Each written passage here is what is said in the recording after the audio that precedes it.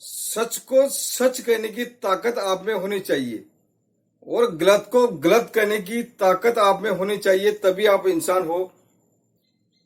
सच्चे का साथ और गलत का विरोध करना आपका दायित्व है, आपका कर्तव्य है। नहीं तो आप उस तरह हो जिस तरह खेत में एक जानवरों को भगाने के लिए वो एक ओझका बना देते हैं ना, उसको खड़ा कर देते हैं बुत बना के। बुत इधर की हवा चलेगी इधर हो जाएगा, इधर की हवा चलेगी इधर हो जाएगा, और सामने की हवा चलेगी सामने हो जाएगा, पीछे की हवा चलेगी पीछे हो जाएगा, और जोरदार हवा आएगी तो उड़ जाएगा। जो अच्छा काम करता है उसकी तारीफ करनी चाहिए और जो बुरा काम करता है उसका विरोध करना चाहिए। यही इंसान का कर्तव्य है, यह दायित्व है। तो मैं भी आज आपको बताने जा रहा हूं, वीडियो को पूरा देखें, स्वेप न करें, और अच्छा लगता है तो सब्सक्राइब करें।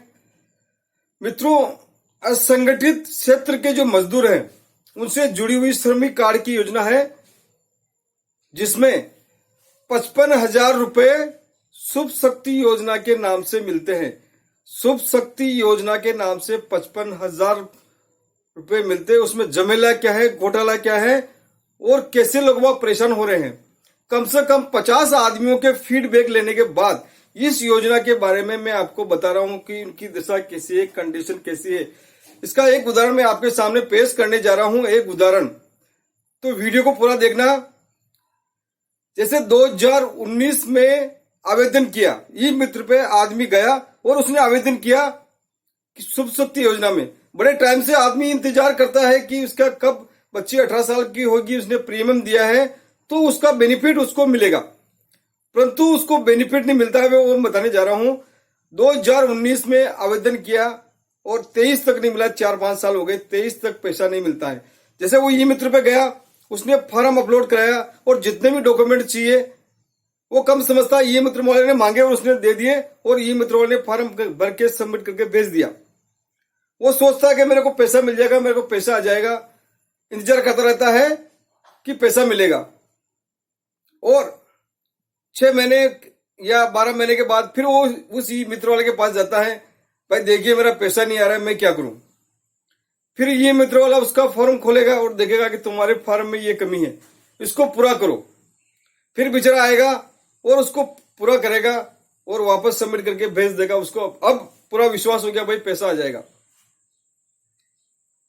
उसके बाद भी काफी समय तक आदमी इंतजार करता है और उसका पैसा नहीं आता। बोले क्या हो रहा है, क्या हो रहा है, पूछता है इधर उधर, भाई पैसा कैसे आएगा, क्या होगा।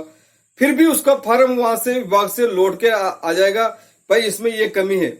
बेचारा गांव से परेशान होता हुआ फिर आएगा, फिर फॉर्म भरेगा। ये प्रक्रिया एक बार नहीं 4 से 5 बार चलती है और हमेशा उसके फॉर्म में कमी दिखाई जाती है। तो मैं ये पूछना चाहता हूं, अगर फॉर्म में कमी है ना तो फॉर्म सबमिट नहीं होना चाहिए। वो सबमिट कैसे हो गया? अगर सबमिट हो गया तो उसमें कमी कैसे?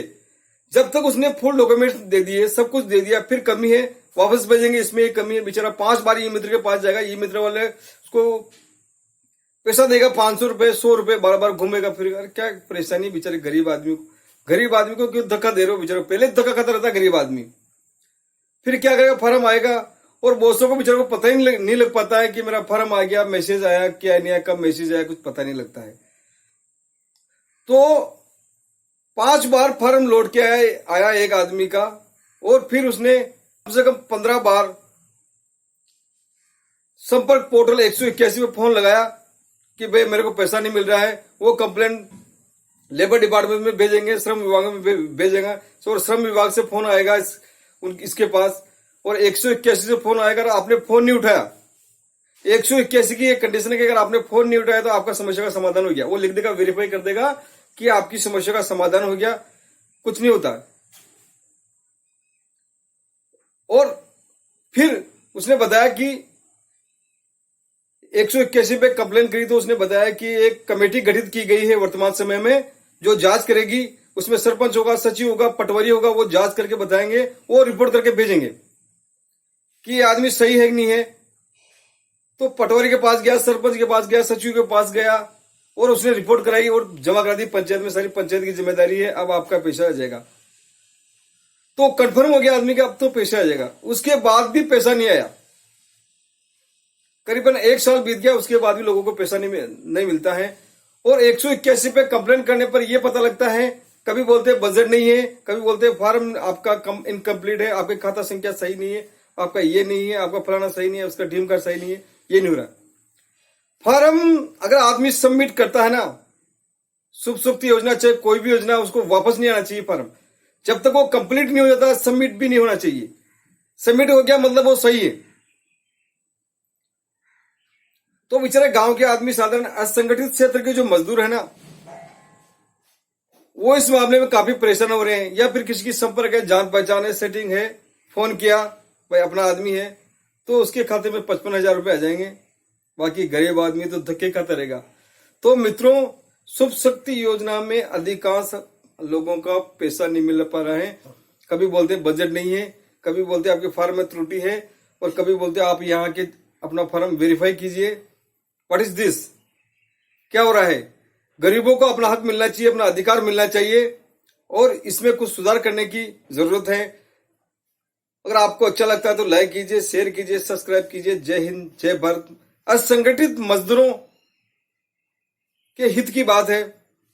सबका हित होना चाहिए, सबका भला होना चाहिए। सही को सही कहना और गलत का गलत कहना आपका दायित्व है। जय हिंद, जय भारत।